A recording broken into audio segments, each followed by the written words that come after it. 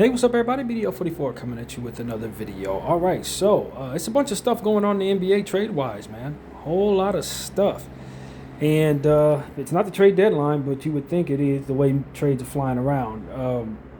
So the first one we'll mention, and I tried to do this on the Fanspo, but they updated it. And so it kind of made it a little confusing once you try to switch players back to see how the trades work. It's kind of confusing. So I've had a lot of trouble with Fanspo lately. And today's no exception. But the first one we'll start with is the big one. Jaren Jackson is now a Jazz. Willing and dealing, making big moves. Jaren Jackson, John Conchar, Jock Landale, and Vince Williams are now Utah Jazz members. Walter Clayton, Kyle Anderson, Taylor Hendricks, George Niang, and 3 first-rounders are now in Memphis. So Utah decides to move 3 first-rounders to get Jaren Jackson's contract, which I don't think is all that great. The Grizzlies created a $28 million trade exception, which is the largest ever trade exception in the NBA, which is going to be huge for them. I'm not clear on how trade exceptions work. Can you split them up, or do you have to use them all at once? Whatever the case may be, Memphis can do something huge with that.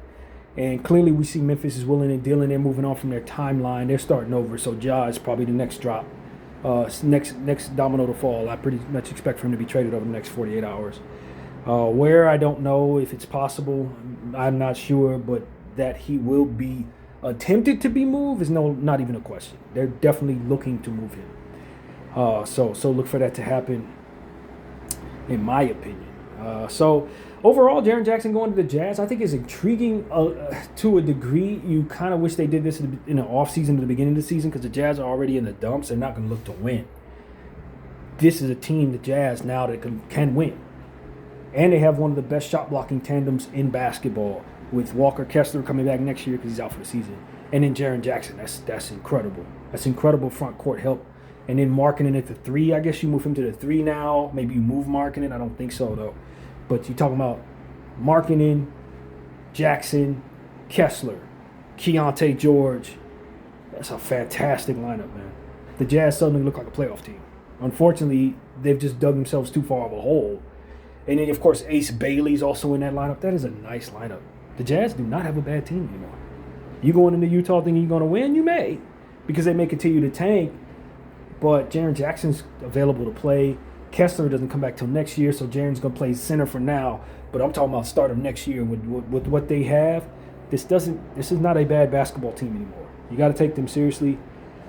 Yeah, man, full rebuild for the Grizz though. It's over with for the Grizzlies. This is a wrap. It's time to go down to the cellar. It's time to go. It's officially time to join the bottom ranks. You want to be the Wizards. You want to be where the Jazz were. You want to be the Nets.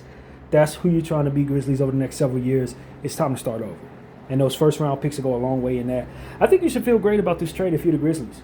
You understand that a lot of teams right now who need to reset are afraid to. They just aren't willing to pull the trigger. They want to continue to go forward because it's such a uncertain road when you try to build through the draft.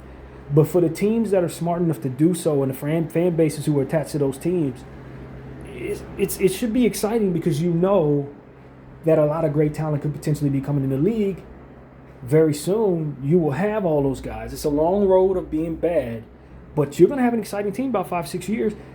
It does take that long, but if you draft correctly, you could have a cream of the crop type situation. And the teams that are not afraid to do that usually benefit the teams that don't kick that ineptitude down the road and still don't win no championships. So the Grizzlies, I like this for them because it's a start over time. You're moving Jaren Jackson's big, ridiculous contract, and you got 3 picks for it. There are a lot of people who are going to try to get 3 picks for their stuff, and they're not going to be able to. So for you to be able to pull that off is huge. I don't know what those picks necessarily look like based on that information just not being available to us right now. I don't really know what those type of picks are. But I'll tell you this, man. Jaren Jackson, Markkanen, and Keontae George is a pretty talented front court. Ace Bailey starting to come along now. So I think the Jazz should feel pretty good about what they got. Doesn't necessarily mean they can make playoffs this year, nor should they probably try to push for the playoffs. But going into next season, yeah, that's a playoff team. So that's really what it is. I'd love to know what type of picks they have. I'd love to know how that looks contractually. But it's kind of hard to say right now what all's going on with the contracts. So as I attempt to look at them, I can say what the Jazz have. I think Jaren Jackson, $35 million, 5 years. So that's a bad contract. But if you're the Jazz, you can afford it. Still got plenty of picks on top of what you just gave up 3. You have $1 million of them, though. So they feel great about their future. Vince Williams, nice piece to bring in. Jock Landale, throw in. He's actually having a pretty good season. Who else they get? John Conchar, 2 years, $6 million. It's a role player. Throw in. Nothing too serious. Nothing worth talking about. But Jaren Jackson is the guy you're bringing in. And you're slapping him next to Lauri Markkanen and Keontae George. And let's not forget the other players that they got, too. They got some guys, Bryce Sensabaugh is nice. Isaiah Collier is nice. Philip Kapowski's nice. So I like all these players. The Jazz do have a nice team, and bringing in Jaren Jackson gives them a win-now timeline. And then when they get Walker Kessler back, assuming they bring Walker back, they may not. He's an expiring 1-year deal. He may just sign somewhere else now that they got Jaren. But Jaren can stretch the floor and play the 4 a little bit. He really can. And they could do the Twin Tower effect with no problem with those two. And like I said, one of the best shot blocking tandems in basketball if they stay together. But as I look at this, I say if I'm the young fella, Walker, I'm probably leaving. If I'm Walker Kessler, I'm probably going somewhere.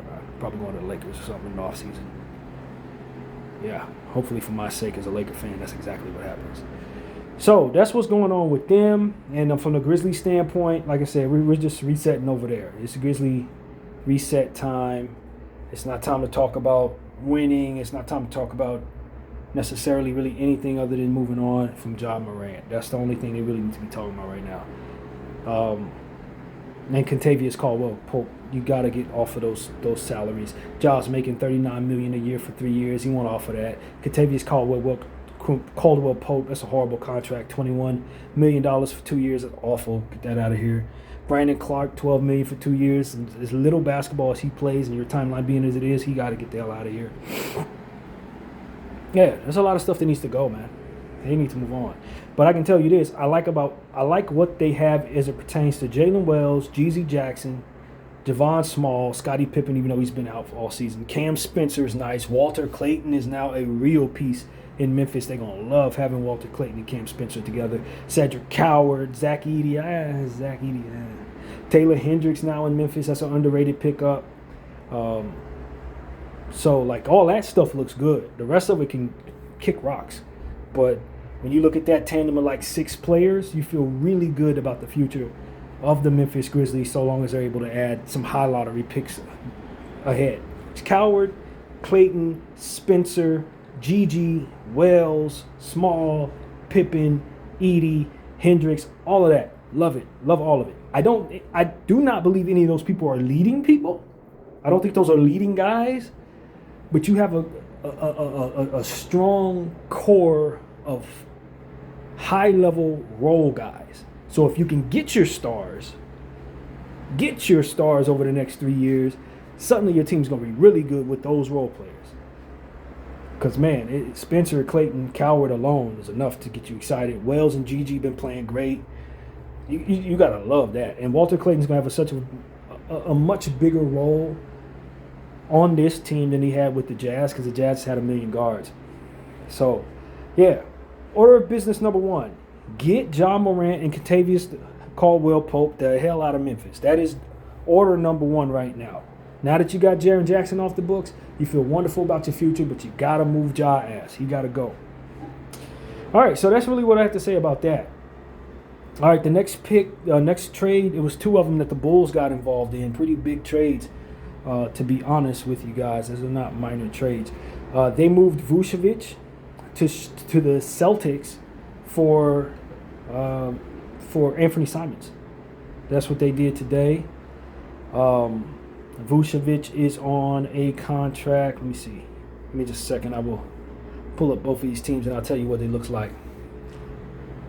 So Anthony's on a 1 year, $27 million, so he's getting up out of there at the end of the season. Chicago don't have to hold on to him for too long, and he don't really have a role in Chicago, just like he didn't in Boston. And you got Giddey, you got White. Simonson's in even more of a logjam with Chicago than he was with the Celtics in some ways. Not to mention the next trade that they made brought them another guard. I don't know what the hell Chicago's doing. I think it's all about contracts in Chicago right now, and they got nothing at all to do with continuity or basketball. They're bringing contracts, and so you're going to see what they've done with the guards and moving bigs is weird. But yeah, that's what's happened. They brought in Anthony Simons to Chicago for Vucevic. I love this for the Celtics, even though I don't love anything because they are the Celtics, but just for what they needed to do, they needed a center a lot more than they needed another guard. And so turning a guard into a center, very simply put, is a good decision for the Boston Celtics. And I think that Vucevic is underrated in this league right now. He's a little older, you know what I mean? He is. But he is a legitimate all-star level center who can still produce.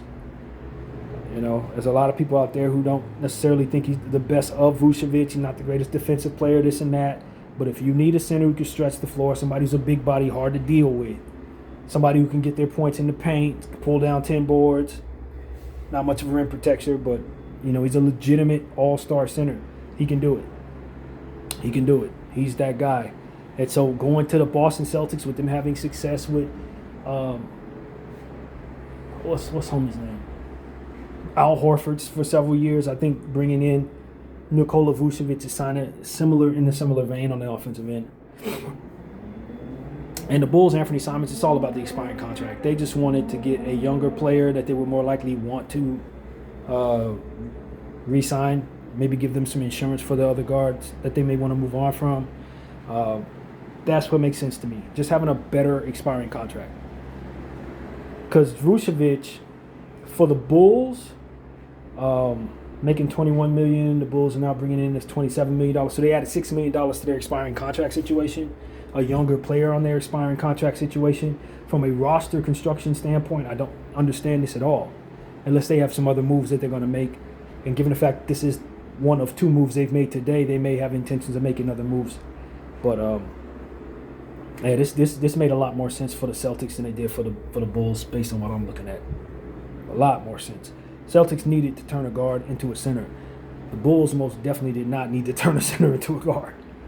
But, you know, to get Vucevic out of there as a younger player, you're bringing in Anthony Simons, like a 27-year-old, something like that. You're moving on from a 30-something-year-old guy. All of that seems sound to me for the most part. I'm not really sure what the hell the Bulls are doing as pertains to the roster, though. I don't really know. Which brings me to the next trade that they made. They made a trade with the Detroit Pistons and brought Jaden Ivey to the Bulls, which really doesn't make any sense. When you consider Kobe White still in place, Trey Jones still in place. They brought Mike Conley to them as well in that same trade. I don't know what the hell they're doing with all these point guards in Chicago, but I think it's more so about contracts than it is about anything else. Give me just a second. I'll check out Shams, and he'll tell us what went on with these contracts, or these trades, rather. Give me just a moment. But yeah, they brought themselves all types of guards, man. Mike Conley is now a Chicago Bull. Anthony Simons a Chicago Bull. You know, Jaden Ivey is a Chicago Bull. Kevin Huerter and Dario Saric, who was just traded from the Kings to the Bulls, those guys are now Pistons. Kevin Huerter and Dario Saric are Pistons. And the Wolves probably use a trade exception. And Detroit also gets a 2026 first-round swap from Minnesota to take on Conley. So the Wolves are definitely about to do something else. They're 1,000% about to do something else. If you think the Wolves are done, you ain't paying attention. So let me see if Fanspo has updated what's going on with the Bulls here. I don't think they have. I don't think they've updated that yet. No, they still got Vucevic over there. But they did have Jaden Ivey on the Bulls now, and Dario Saric as well. Saric's on a 5-year expiring $1 million Jaden Ivey 10-year expiring $1 million. Mike Conley 10-year 10 mil 1 year for both Ivey and Conley. I don't know what came out of my mouth, but it wasn't the right thing. And so that's what they're doing. The Bulls are loading up on expiring contracts, man. They don't give a damn what position these players play or what it does to this year's roster. They could care less if Trey Jones don't get no playing time because of all these guards. They don't care. They're bringing themselves expiring contracts, whatever, however. And if that's the case, by God, Los Angeles, if they want expiring contracts to that degree, you may have a taker for your Gabe Vincent contract. Since they're bringing themselves a bunch of expiring guards, why not load them with another one? Hell, we'll take Mike Conley off. We'll take Jaden Ivey off of you, maybe throw in a second-round pick. Give us Jaden Ivey for Gabe Vincent. You can't use Jaden Ivey any damn way. Bring him here. You ain't doing nothing with that Jaden Ivey dude. Take a second-rounder off of us. You ain't re-signing him. You got too many guards. Kobe White's expiring at $12 million. Giddey, you just signed for $25 million a year for 4 years. He's a guard. How many point guards I got, man? This is ridiculous. Kobe White's value this season, for the rest of the season, if they don't make trades, I don't know. I might as well just drop him on all my fantasy teams. He ain't gonna get no playing time. None of these people getting any damn playing time, bro. This is a nightmare. Chicago has turned into point guard hell. Chicago has turned into point guard hell overnight. I don't know why they did this, but they brought themselves Ivey, Conley, Jones, and of course, Simons. What the hell are they going to do with all these guards, man? And given the fact that they were able to retrade Dario Saric, I'd assume some of these other guys are retradable as well. I don't know why he would be retradable versus they wouldn't be. I don't know, but he just got traded 2-3 days ago from the Kings to the Bulls, now to the Pistons. I don't see why Ivey can't be retraded right now, or Conley can't be retraded right now, or Simons can't be retraded right now. And if you're the Los Angeles Lakers, you just need to turn Gabe Vincent, an expiring $10 million contract, into something that is playable, man. So I don't care if you bring yourself Conley, if you want to throw in a second-round pick and connect and get Jaden Ivey. I think that makes all the sense in the world, man. The Lakers, call Chicago, swap Gabe weak ass for one of these dudes, please. That may be your solution, man. Even if it's Mike Conley, by all means, bring us Mike Conley in Gabe's stead. Please. Do anything but hold on to Gabe Vincent. And since Chicago wants expiring contracts at all costs, no matter what, because that's clearly what this is telling us, then we need to send our expiring contracts to Chicago. Post haste. So that's what I want to say about that, man. I'm very curious about what the Timberwolves about to do. Very curious. Because them getting under the apron means they could probably make another move, and I think that's what that did, is put them under the apron. They didn't take back nothing.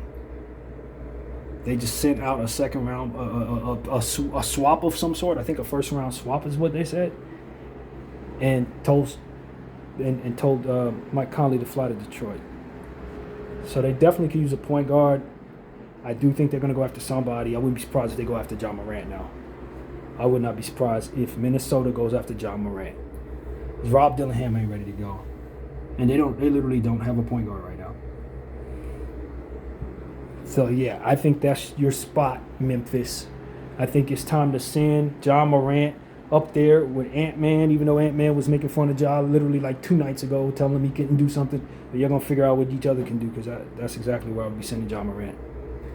That's exactly where I'd be sending him. So, yeah, we're underway, man. There's going to be more trades. Because some of these teams, especially Chicago, they got to keep moving, man. There's no way you're going to stand pat after doing that. Bring yourself 5 point guards, all expiring? Yeah, hell no. That's not where you stop. Who won the day? To me, it seems like the team that's committed to rebuilding after being in a no-man's land situation. The Grizzlies getting off of Jaren Jackson's probably the winner for me.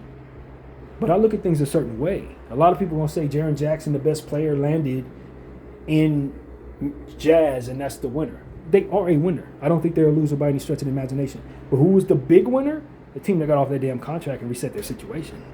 That's the big winner in my opinion. For what their goals for what their goals should be, yeah, Memphis wins tonight for certain. I also like what the Celtics did. I really was a big voice for saying that the Celtics needed to upgrade their center position this year. I think they've been getting away with Neemias Queta and stuff like that, but they really needed somebody else. Vucevic solidifies that, in my opinion. Turning Simons, who was just another guy in a guard rotation that probably needed a bigger role, into a center, I think is exactly what the Celtics needed.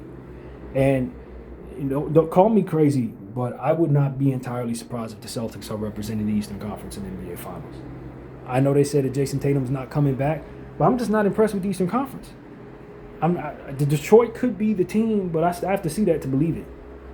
I have to actually see that. And Detroit making this move to get Herter, I think that anytime you're talking about the Detroit Pistons with how their core is set up, you always appreciate them bringing themselves shooters. That was the issue they had 3 years ago. Why they were so bad is because they didn't have anybody spacing the floor properly. So there's always an opportunity for a shooter in Detroit because of how their core is set up with non-shooters. Ausar Thompson, Jalen Duren. You need as much shooting around those people as possible. And so I don't think it was a bad idea moving a non-shooter who's had a lot of injury issues, who hasn't really turned into what they thought he was going to turn into, Jaden Ivey, into somebody who can continue to stretch the floor for those guys. I don't think that's the worst idea. Kevin Huerter is a $17 million expiring.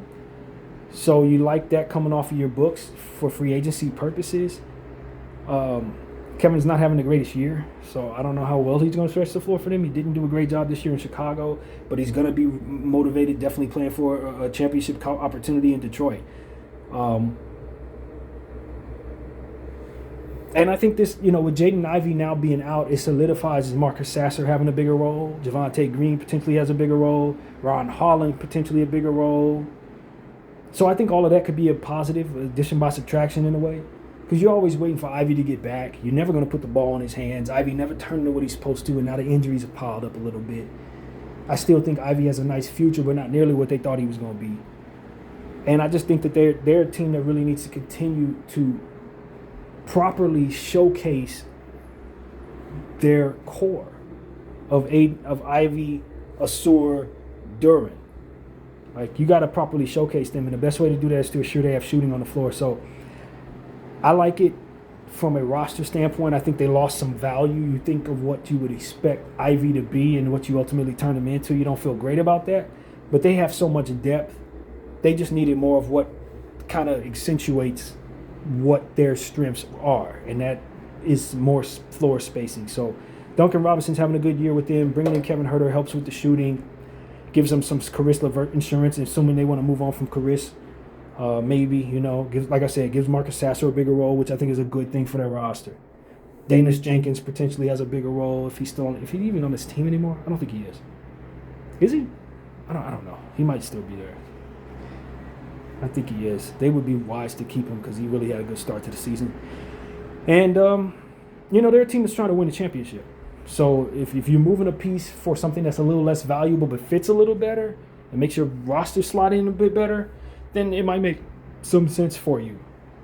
In the long run, you probably don't want to turn Ivey into Kevin Huerter, but for their specific situation, you could take that loss and feel good about it. Honestly, you can. So I'm not mad at it. They're bringing themselves an expiring contract. I think it's a good thing.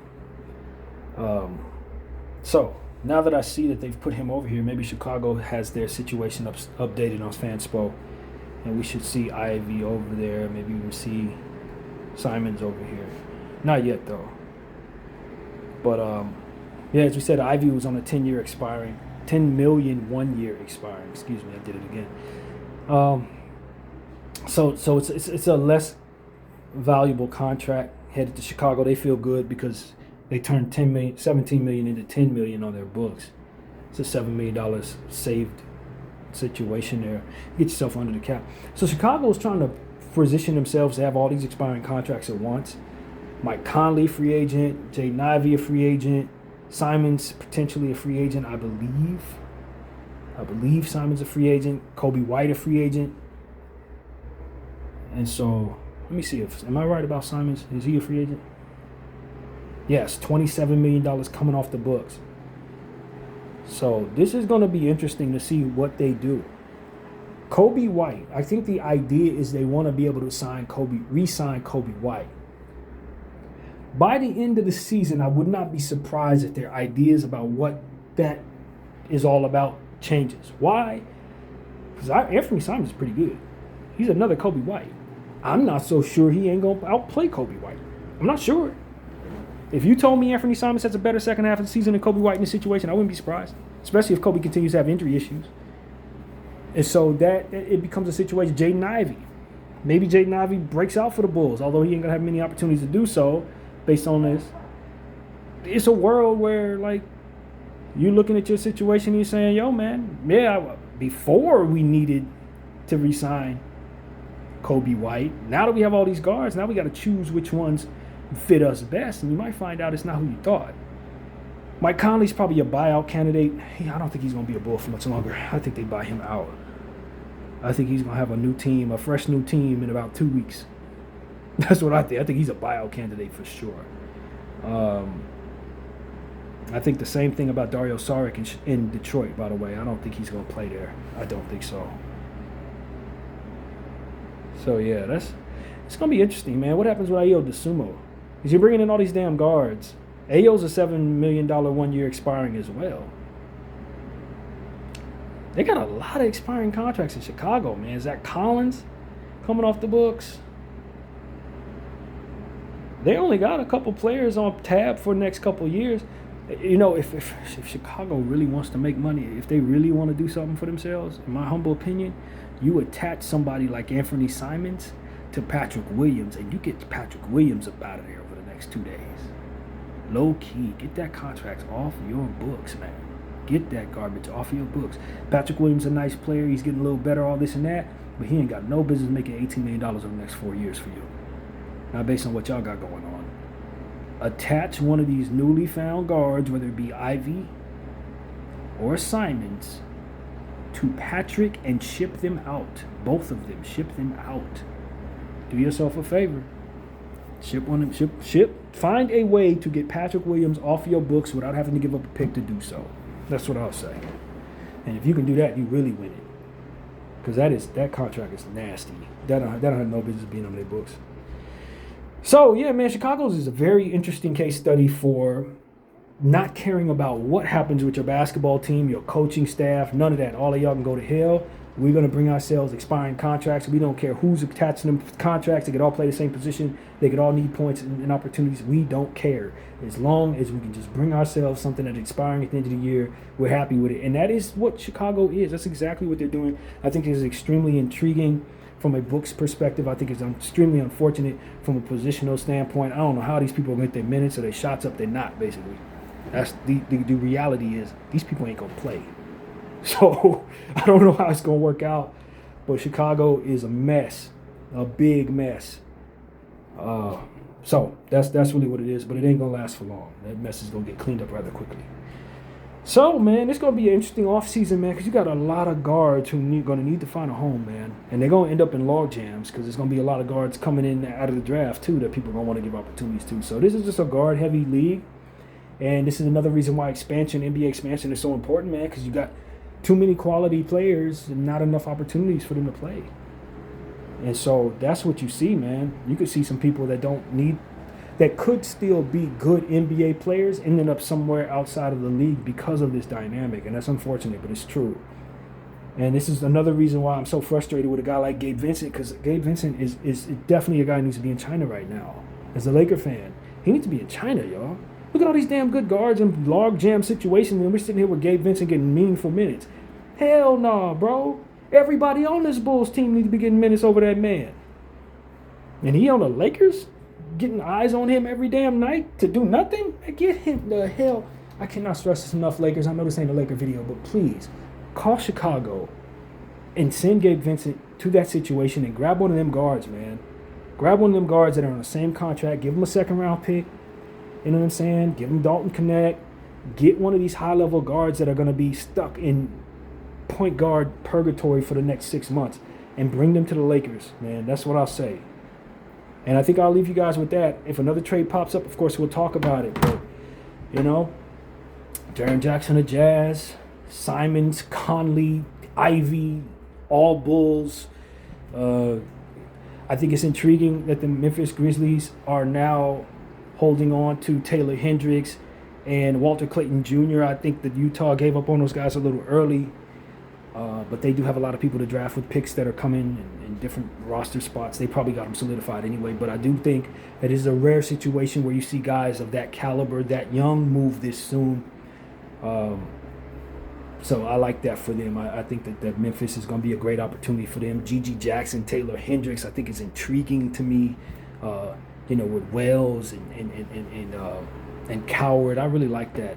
I don't think they're going to win anything right now, but like if I slap 2 superstar youngsters on that team, suddenly that's a playoff team. So I love what Memphis looks like right now based on what they could become if they continue to bring themselves such quality young players. But they need to find their superstars, and they must get Ja and KCP the hell out of there. And that's pretty much my take, man. This is an interesting trade deadline, man. This is interesting. I don't know how many trades we're going to have on deadline day, but I know some of these teams need to keep wheeling. They did Memphis, Minnesota, Chicago, the Lakers. Some of these teams need to keep wheeling. They got to wheel, man. Golden State, you got to wheel some. There's plenty of teams in this league who should now feel compelled to make moves because of what they've seen these teams do today. You should be inspired. Be as progressive and as proactive as Chicago and Memphis people. BDL 44. I thank you all for watching. I'm out.